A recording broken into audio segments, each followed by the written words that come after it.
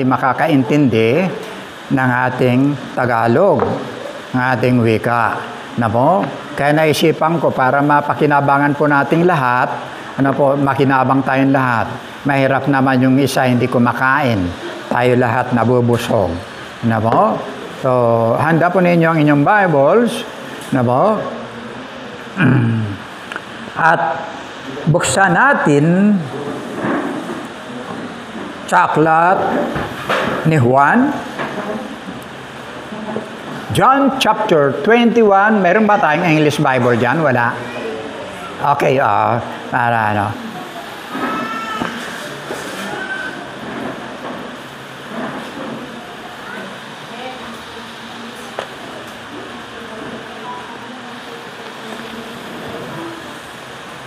Pasimulan po natin sa verse 21. Yan. Up to verse 17. Dapat ito ang responsive, reading.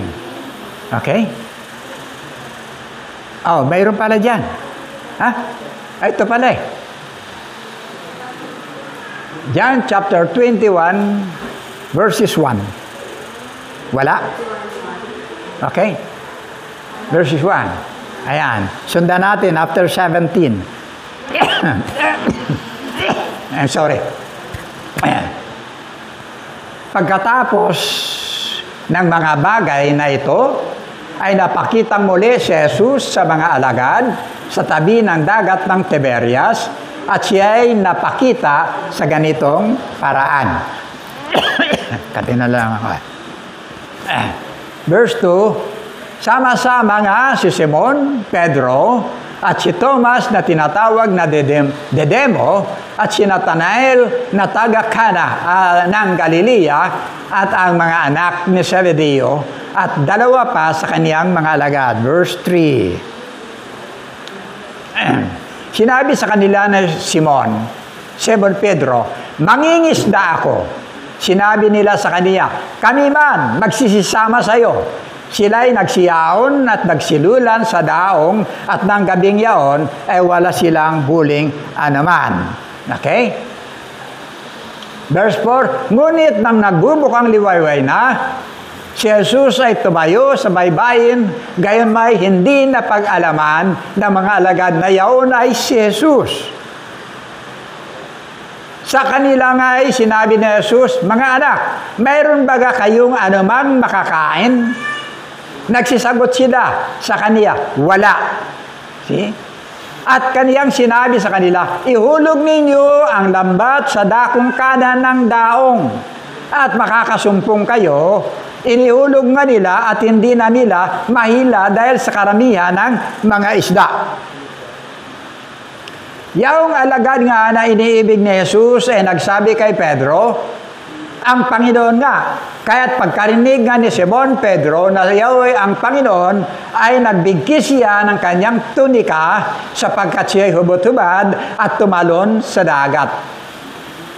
Datapwat ang ibang mga alagad ay nagsilapit sa maliit na daong sapagkat sila'y hindi lubhang malayo sa lupa, kundi may mga 200 siko at hinihila ang lambat na puno ng mga isda. Okay?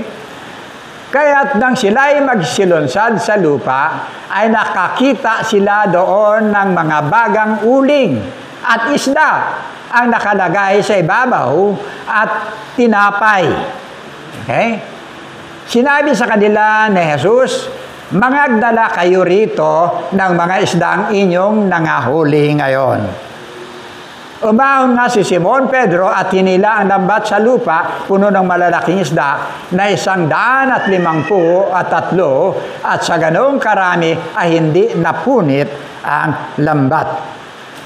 Sinabi sa kanila ni Jesus, magsiparito kayo at mangagpawing gutom, at sino man sa mga alagad ay hindi nangas na siya'y tanungin, sino ka? Sa pagkakalam na yaon ang Panginoon. Lumapit si Jesus at dinampot ang tinapay at sa kanila ibinigay at gayon din ang isda. Ito'y ang ikatlong pagpapakita na Jesus sa mga alagad pagkatapos na siya'y magbangon sa mga patay. Kaya't nang mga pawing gutom, ay sinabi ni Jesus kay Simon Pedro, Simon, anak ni Juan, iniibig mo baga ako ng higit sa mga ito? Sinabi niya sa kaniya, Oo, Panginoon, nalalaman mo na kita'y iniibig. Sinabi niya sa kanya, pakanin mo ang aking mga kordero. Sinabi niya sa kaniyang muli sa ikalawa, Simon, anak ni Juan, iniibig mo baga ako? Iniibig mo baga ako? Sinabi niya sa kanya, Oo, Panginoon, nalalaman mo na kita'y iniibig. Sinabi niya sa kanya, alagaan mo ang aking mga tupa. Sinabi niya sa kanya sa ikatlo, Simon, anak ni Juan, iniibig mo baga ako? Nalumbay si Pedro, sapagkat sa kanya'y sinabing may katlo. Iniibig mo baga ako? At sinabi niya sa kanya, Panginoon, nalalaman mo ang lahat ng bagay. Nalalaman mo na kita'y iniibig. Sinabi sa kanya ni Jesus, pakanin mo ang aking mga tupa. Let us pray. Maraming salamat, Diyos, muli. Salamat po sa iyong mga salita. Ang aming dalangin, Panginoon, pagkaloob mo po sa amin, Diyos, ang katotohanan po nito. Nasa bahagi, Diyos, ng aming mga buhay, wala kaming magagawa kung wala ka. Kung hiwalay kami, O Diyos, sa iyo. Salamat, Ama. Salamat po sa biyaya ng katotohanan ng mga salita. Pagpalain mo po ito sa aming mga puso. Ito po ang aming dalangin sa pangalan ng Panginoong Kristo. Amen. Amen.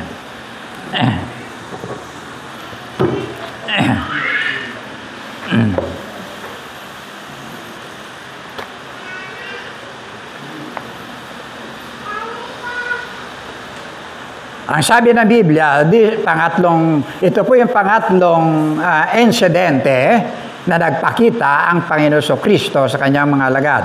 This is the third time Jesus appeared to His disciples, and there are 7 of them. Peter, as spokesman of the group, siya po yung leader, tagapagsalita ng grupo, si Pedro. Sa halip na sabihin niyang mag-visitations tayo, mag-Bible study tayo, humayo tayo. Instead of saying, come, let's have a visitation, let's have a Bible study, no? Let's have a fellowship. But now, he said, I go fishing. See? Mangingisda ako. No? Ito po yung lugar na trabaho ni Pedro. Isa siyang professional na mangingisda. No? Pero tingnan po natin ang sitwasyon. Ano man ang magiging sanay ka, bihasa ka sa lahat ng bagay, kapag alam mo na wala ka sa panuntunan at kalooban ng Diyos, walang pagpapala. See? For the whole night, they caught nothing. Zero. Na po? Ito po yung sistema ng isang taong kapag ka tumikwas sa Panginoon. No? Wala kang magaganap sa buhay mo. But look, when the owner of the sea arrives, see? Dumating yung may-ari ng dagat. Ang unang tanong niya, mayroon ba kayong makakain? Mayroon ba kayong huli? See? Ang sabi ng mga ito, wala po. Yun ang totoo. Kung ikaw ang mangingisda, hindi mo sasayangan ng oras mo sa magdamag. No? na alam mong wala kang mahuhuli. See? Doon sa lugar na yon. No? Ang sabi niya, do you have foods? Nothing. Ang sagot po yan, no, we have none.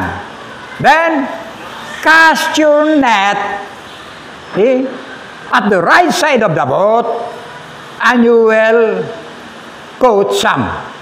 See? Makakahuli kayo. Pero hindi sila nagtanong, sino ba ito? Hindi nila kilala. The Bible says, they don't know that it is already Jesus. You see? But they obey Him. Ito po yung faith, pananampalataya. See? Pagka sinunod mo ang bahagi ng sinasabi ng isang dakilang tao, dakilang Diyos, kalaki po nito ang bahagi ng pagpapala. You see? Ano po? Kaya sabi doon, when they draw the net, hindi nila kaya. See? Hindi nila kayang batakin na ilagay sa daong. So, ang ginawa nila, they drag it to the land. Kinatak na lang sa sobrang dami. Now, tingnan po natin yung mga bahagi ng bisita pong ito na basta na lang nag-appear doon. Ano po? Pag tinignan po natin sa 1 Corinthians chapter 15 verse 26.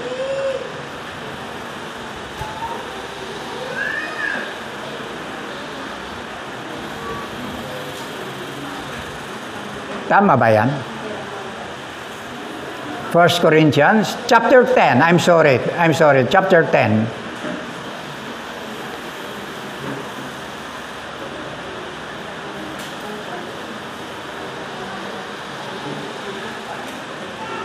Ayan, tama. Sapagkat, ang sabi yan, ang lupa ay sa Panginoon at ang kabuuan ng naririto. Pansinin po ninyo. Yun po yung kapangyarihan ng pag-aari ng Panginoon Kristo. Yung lupa o anumang bagay na ating nakikita, pag-aari ng ating Panginoon Kristo. Na po? Wala ka. Ultimo yung pera mo. The coins on your pocket, the money on your pocket, is it not yours? It is from the Lord. Even yung damit mo. Or lahat ng bagay. Na po? Maging ang iyong hininga, your breath. It is not your own. Anytime na kunin ito at galawin ng Panginoon, wala kang magagawa. See? Kaya minsan makikita natin, kahit yung medicine, no? Even the money, even yung karunungan ng doktor, see? Even prayer, once na nagbow na ito sa will ng Panginoon, lahat walang magagawa. Dahil lahat ng yan sa Panginoon. Ano po? John chapter 1, verse 3.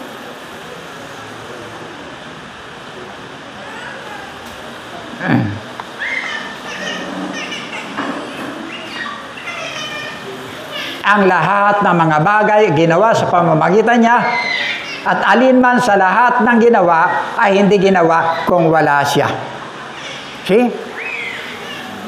All things were created through Him, and nothing has made that has made.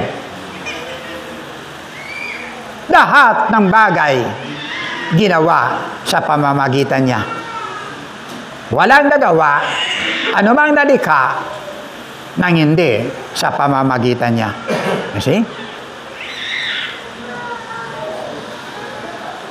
Kaya kung titignan po natin, may insidente noon, nabayaran ng buwis, no? Bayaran ng buwis. Walang kapera-pera ang Panginoon. Di ba? Tayo, pagka konti na lang pera natin, aburido tayo. Buryong ang ano natin. Di ba? Lalo, pag kumalansing ang bigasan, wala nang laman. Tapos wala ka ng pera sa duster mo. Di ba? Iba na yung sa isip mo. Wala na yung saya. Wala na yung ngiti. Pero ang Panginoon, nung time na yan, Matthew chapter 17, verse 27, mahirap magmensahe ng walang outline. Pero praise God. Matthew chapter 17, datapwat, baka katisuran tayo nila ay pumaroon ka sa dagat at ihulog mo ang kawil at kunin mo ang unang isdang lumitaw at kapag ka naibuka mo na ang kanyang bibig ay masusumpungan mo ang isang seklo coins. Kunin mo at ibigay mo sa kanila sa ganang akin at sa iyo. Ito yung sinasabi ng Panginoon. Sabi niya kay Pedro, may pambayad ba tayo ng buwis? Sabi ni Pedro, wala po. Hindi tayo dapat magbayad ng buwis kasi hindi naman tayo mamamayan ng Roma. Pero alang-alang sa ating testimonyo, sa ating patutuo, pues pumunta ka sa lawa, sa tubig, sa dagat. Maghulog ka ng isang kawil at yung unang isda na makuha mo, ibuka mo yung bibig, kunin mo yung pilak, isang pirasong coins at ibayad mo sa buwis nating dalawa. See? Grabe ang Panginoon, di ba? Nako, pag ginusto niyang pagpapalain ka ngayon, pagpapalain ka. Ha? Kaya huwag mong tawaran. Mahirap lang ako. Wala akong abilidad. Wala akong ano. Pagka insakto yung pananampalataya mo sa Diyos, tanda natin, na po, yung faith mo sa Diyos, ito po ang nag-a-align ng blessing na ipagkakaloob sa iyo. Okay? Now, balik po tayo doon sa verse chapter 21 ng John.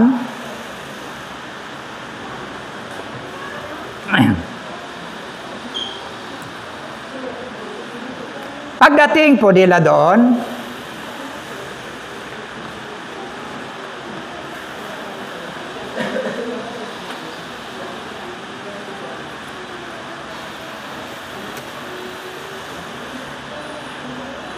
pagdating po nila sa lupa, nakita nila, ando na, mayroon ng fire of coals. See? Mayroon ng fish that was laid na nandun. Nakasalang, inasal. Mayroon ng tinapay. Walang bakery doon. Ilang na lugar yan. Wala si Central, wala si Lulay, wala kung sinong bakery dyan. Wala, pero may tinapay doon. There's a fish. There's a fish that, anong tawag dyan? Aside from the Lord that gave to them. Ando na kaagad. Alam ng Panginoon, nung tanongin niya, mga anak, children, do you have foods? Makita natin, nandun po yung concern. Hindi nawawala yung kaugnayan ng Diyos. Kahit na ikaw, tumikwas ka, anak ka ng Diyos, mananatili kang anak ng Diyos, yung concern ng Diyos, sa'yo nakatutok. Ito mga to, kita mo. Sa halip na go ye, sabi ng Panginoon, and preach the gospel. No? Magsiyaw kayo. Preach the gospel. But they are in the world looking for their own blessings. Then,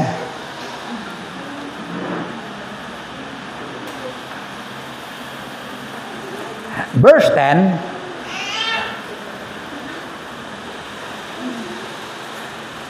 sinabi sa kanila ni Jesus, magdala kayo dito ng mga isdang inyong nangahuli. Kita ninyo? Hindi po niya sinabi, lahat ng inyong nahuli. Magdala kayo rito. Bibigyan ka ng pagpapala, hindi mo kayang buhatin. Pero sa kabila niyan, mayroon kang ibabalik na hinihingi ang Panginoon sa bagay ng pagpapala na ibinuhos sa iyo. Magdala kayo rito. Kuminsan pagdating talaga dyan, wala. Sa mga bagay na hinihingi ng Panginoon, ano ba yung mga gifts natin sa ating mga buhay na hindi natin pwedeng ibigay sa Panginoon? Di ba? Ang dami natin. Ano ba mga bagay na mayroon kang pwedeng ipaglingkod? Na po? Pero hindi mo maibigay sa Panginoon. Anong diferensya? Na po? Sabi niya, Jesus said to them, bring some the fish which you have just caught. Okay. Now,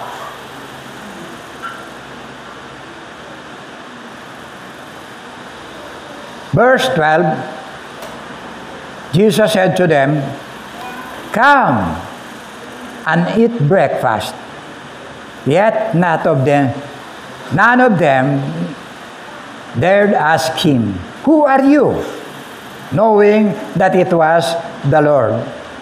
Come! Lagi ang Panginoon nag-aanyaya. Ito yung papel ng Panginoon. See? Lagi siyang nag-aanyaya sa bawat bahagi sa atin para ka bigyan ng pagpapala. Come!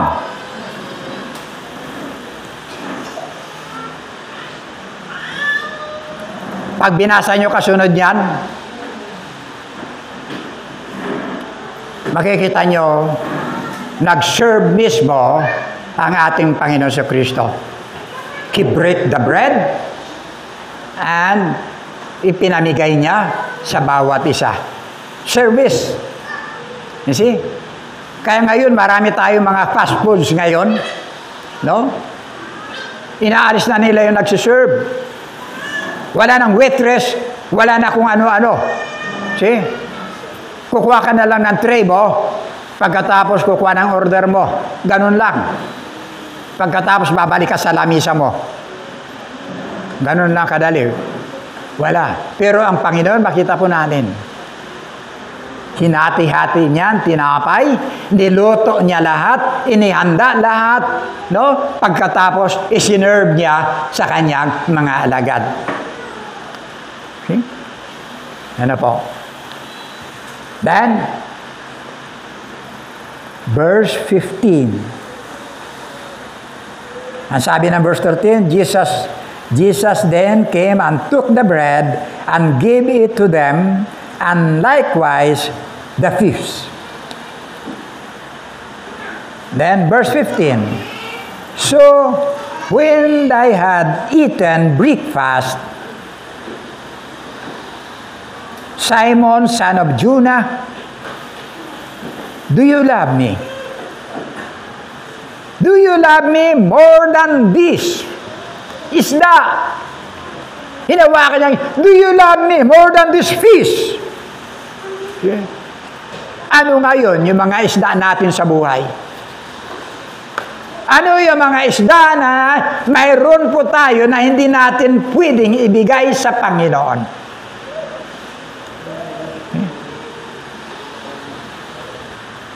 Do you love me more than this? Kung minsan, ang dami natin inaalala sa buhay. Di ba? Hindi tayo nakakapag-church kasi mayroon kang hindi pwedeng iwan. Pag dumating ka, halos tapos na ang pananambahan kasi may mga bagay na nakasagabal sa'yo. Hindi ba? Kasi wala akong damit. Wala akong sapatos. Maraming dahilan ang tao kung bakit nagiging sagabal yung kanilang relasyon sa Diyos.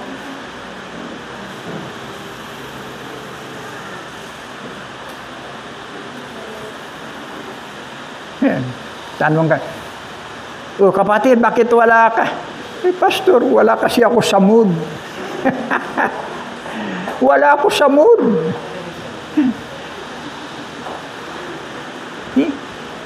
Mood lang. Do you love me?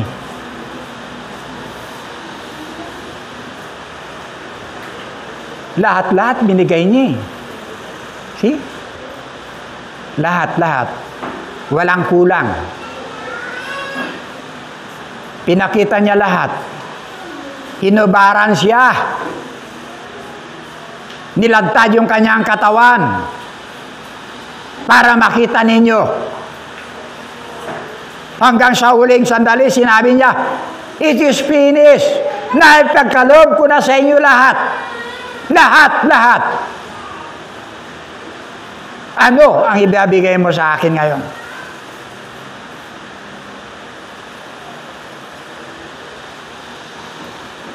Panginoon. Do you love me more than this?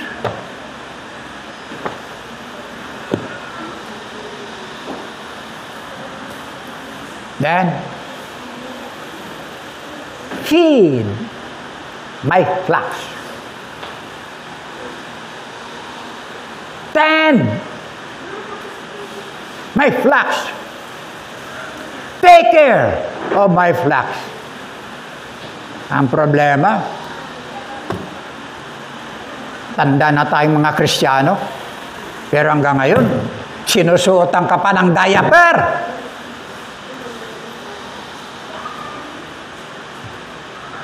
Binabata ka pa rin lagi pa itaas.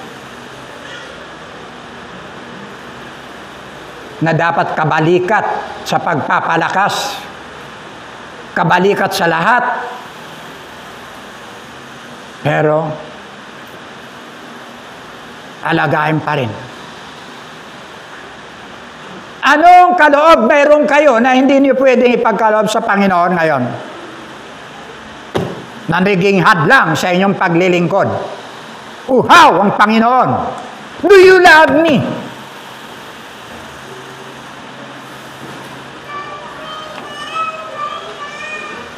Walang itinira. Binigay lahat. Tapos ikaw, ang dami mong preparasyon sa sarili mo. Napakaraming natitira. Ano po? Nakapaano natitira.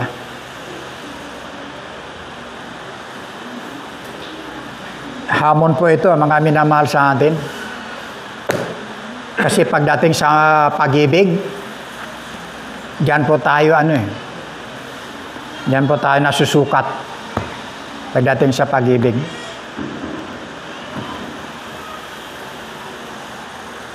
Ano ba mga pag-ibig natin, minamahal natin, na nagiging hadlang ng kaugnayan natin sa Panginoon? Ano? So, yung mga hadlang na yan, yun ang nagbibigay ng tukso kung bakit hindi tayo ipagkakalob natin yung lahat para sa Panginoon. Ano po? Dahil may higit tayong binibigyan ng ating panahon, ng ating oras. Once na binigay mo doon ang bahagi ng tinatawag mong nakapako, ang bahagi ng iyong pag-ibig, ng iyong pagmamahal. Purihin po ang Panginoon. Ngayon makikita niyo lahat ng pangyayari nagaganap na. Darating na siya. Lahat tayo tatayo sa harapan ng Diyos. Isa-isa. Tatanungin ka. Ano ang ginawa mo para sa akin? Ano ang pwede mong ibigay na masasabi mong magbibigay kagalakan para sa akin? One time mo, naubos lang para sa sarili mo. Total, ligtas na ako eh. See? Nakilala ko na ang Panginoon. Bahala na kayo. Yung may kakaya na maglingkod, maglingkod. Pero ako, dito muna ako. See? Kakalungkot. Namo? Nawa, hindi pa huli ang lahat. Nabo? Pag bawat isa kumilos, lahat ng bakanting upuan na yan, may laman. Naniwala kayo? Hello? Amen? Amen. Okay. Niwala kayo?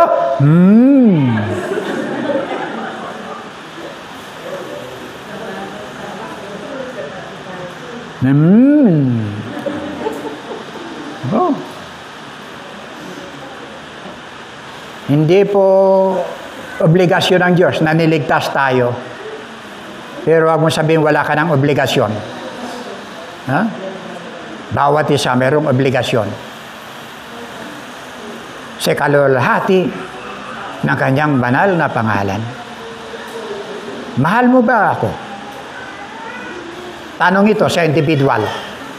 Do you love me? More than this, ano ang isda ninyo sa buhay? Malaki? Maliit?